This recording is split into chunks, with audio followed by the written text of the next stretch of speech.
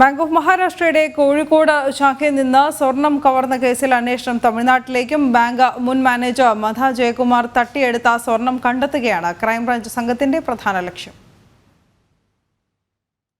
Bank of മഹാരാഷ്ട്രയുടെ Vadakara ശാഖയിൽ നിന്നും 26 kilo സ്വർണം തട്ടിയെടുത്ത കേസിലാണ് അന്വേഷണം തമിഴ്നാട്ടിലേക്കും വ്യാപിപ്പിച്ചത്. കേസിൽ അറസ്റ്റിലായ ബാങ്ക് മുൻ മാനേജറും തമിഴ്നാട് മേട്ടുപ്പാളയം സ്വദേശിയുമായ മധ ജയകുമാർ ഇപ്പോൾ പോലീസ് കസ്റ്റഡിയിലാണ്.